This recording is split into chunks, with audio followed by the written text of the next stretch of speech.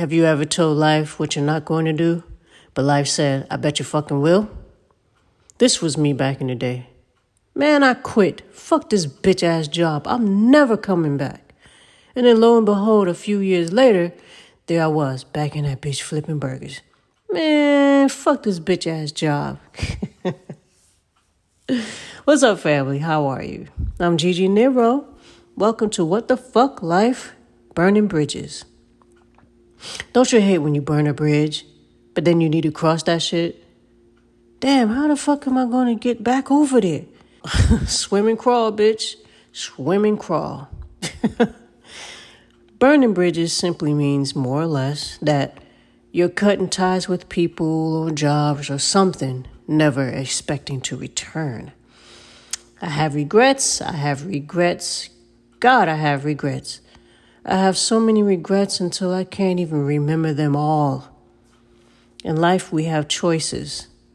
Some decisions are no-brainers, like I really don't need to take a whole lot of time to figure this one out. Done. Then you have tough choices. I have no idea how religion plays a part in this, or does it? Because we live in this fucked up world with fucked up people. We're forced to constantly make decisions. I think, not necessarily believe, but I think that sometimes we let religion, morals, etc. overshadow our judgment. And the things that we ponder are not necessarily illegal. We take those things such as religion and morals, ethics, and include them into our decision making. Will I be able to live with myself if I make this decision? Will this decision affect anyone?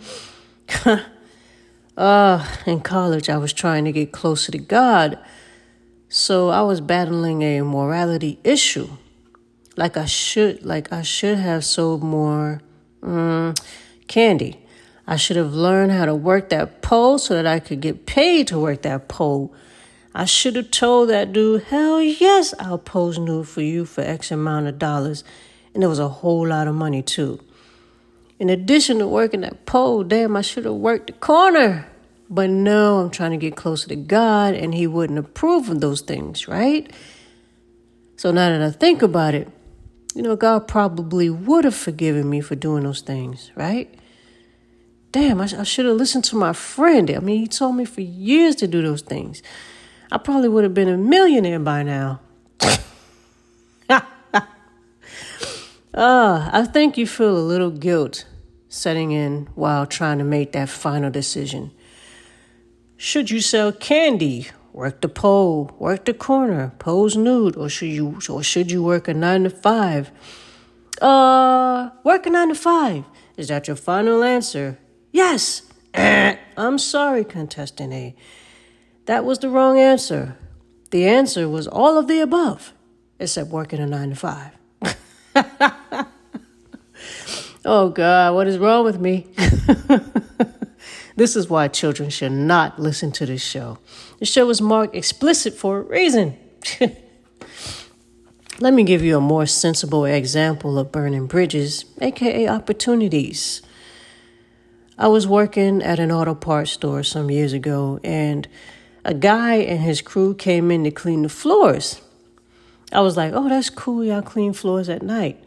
Man, I buff floors and stripped and waxed floors. I know a little something about cleaning floors. Next thing you know, dude gave me a job working with them at night. I'm like, cool, okay.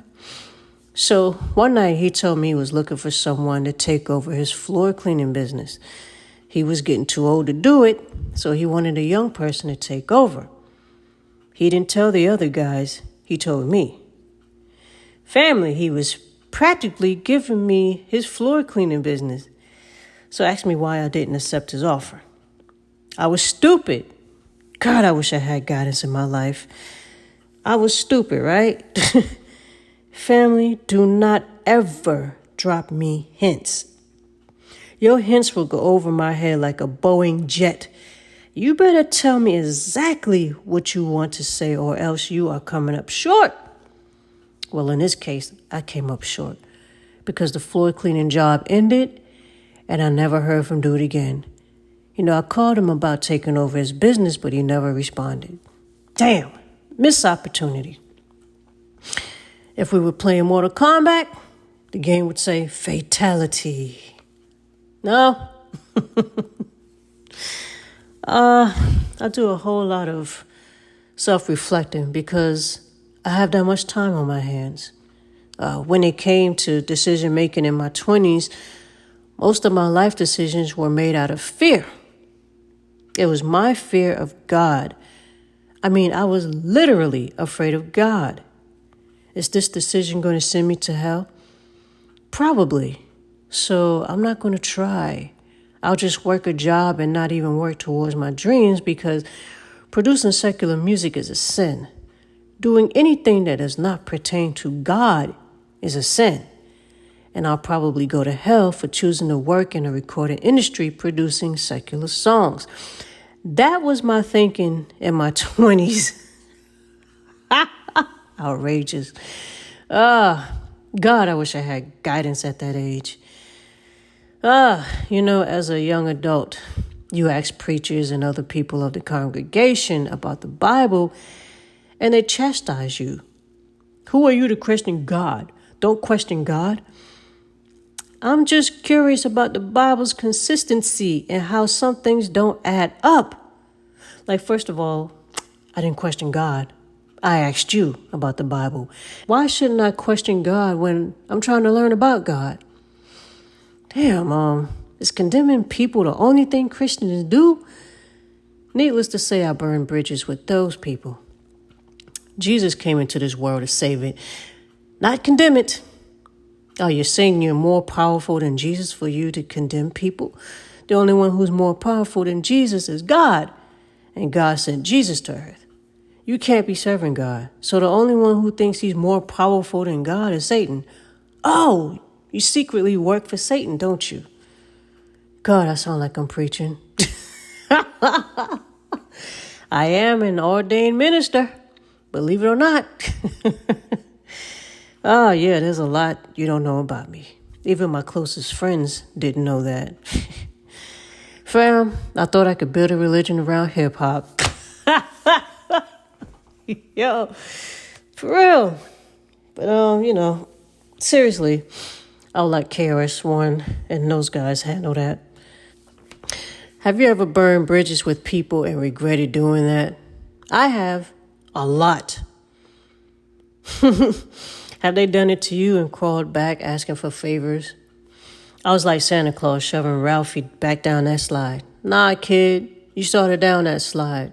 Continue to slide your ass back down.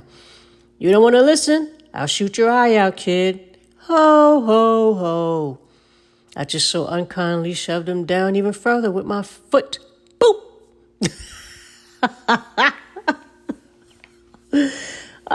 Do you know what I want for Christmas? A new brain. Even the Wizard of Oz couldn't give me a brain. Okay, you know what? Let me get serious, all right? I've crawled back to people who I let go because I was desperate for help and they were familiar. That was always my problem. I always returned to the familiar and not trusting the unfamiliar. Depending on the person, they may grant me that favor. Depending on the person, they want something in return that I'm not willing to do. This is one reason why I burn those bridges. When you return to people that you said you left forever, you suddenly remember, why you left. But do you leave or do you stay? Because that is a huge decision. Remember why you left. Do you really want to go back to that hell? Do you really want to go back down that road again? No, you don't. Deep in your soul, you know you should have never returned and that you need to get out while you damn it can. Especially if you were in a fucked up relationship. You burn those bridges for a reason, to never return. There's nothing there for you. You've outgrown that situation. And if you're there for revenge, then sorry. Gigi can't help you with that. There were times when I cried and prayed for God to get me out of situations. I promised God if He got me out of those situations that I would never return. One situation in particular, though. God, make it where He can't find me. Yeah, God got me out of that situation. Dude didn't know where to find me, but I knew where to find Him. Everything within me said to leave this dude alone. I didn't listen to my instincts or my intuition. Remember episode 2 where I talked about instincts? Yeah, so I found him. He even said he didn't know where to find me. I immediately regretted returning, but I still stayed with him. It's not a matter of being dumb or stupid. It was fear. Fear of the unknown. I didn't know if he was going to beat the hell out of me or kill me if I tried to leave. I wasn't sure of myself. I had low self-esteem. I didn't stand in my truth. I didn't trust my decision to leave and stay gone. I was weak. No one taught me how to be strong. I didn't teach myself how to be strong. I felt like a defenseless kid hiding from her possessive, aggressive, controlling mother. Damn. Yeah, he reminded me so much of my adoptive mother. That's why I returned and stayed. I trusted the familiar instead of trusting the unfamiliar. It's frightening as hell to trust the unfamiliar, but it doesn't have to be. Who says that the unfamiliar or unknown is worse than the familiar or the known? God brought you out of that fucked up situation and bring you to a much better situation. Use that as a stepping stone towards your happiness. Always strive for happiness. If the people around you aren't making you happy, burn those bridges down. Why are those people there? So what? Someone did a favor for you back in 5th grade. What? You're like 20 plus years old now. Step out of your comfort zone and go towards the unfamiliar. Life happens.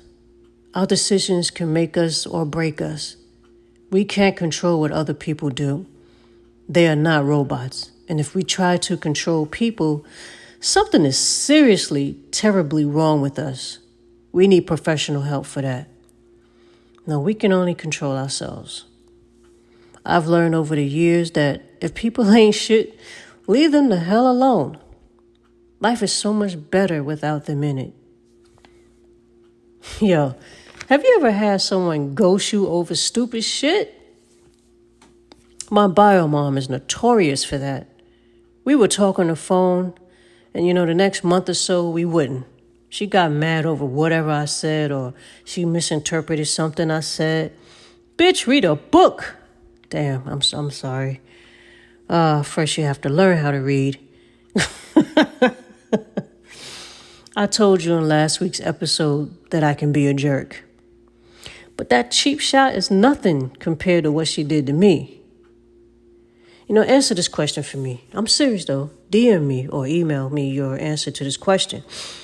Because maybe I'm wrong on this subject.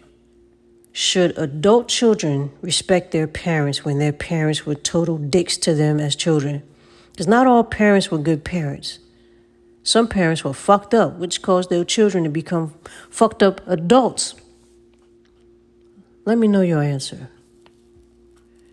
Another example is stupidity, burning bridges, all that stuff.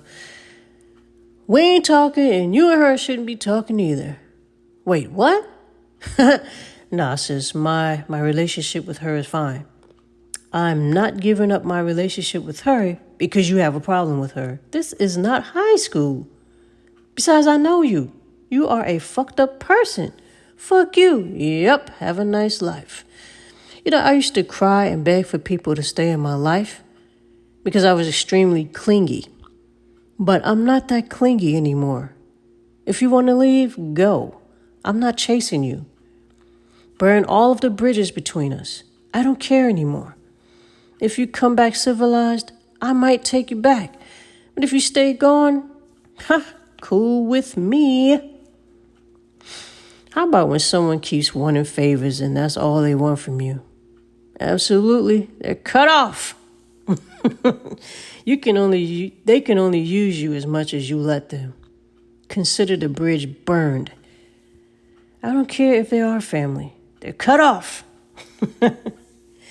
Start a new family because the old family isn't working anymore. Have you ever low-key burned bridges? Like you left a person alone for months or a year, but came back to them and blatantly lied to their face and said that you were going through something. That's why they haven't heard from you. Then you try to make it look like it's their fault that you haven't talked in months. Like, dude, the phone works both ways. You know why he didn't call or text you? He low-key burned bridges with you. He ghosted you. Sort of. Let me get the hell out of here. Follow me on linktree.com/GGNeuroMedia LLC. Hit me up on my socials. I love you. I appreciate you. Be safe. Peace.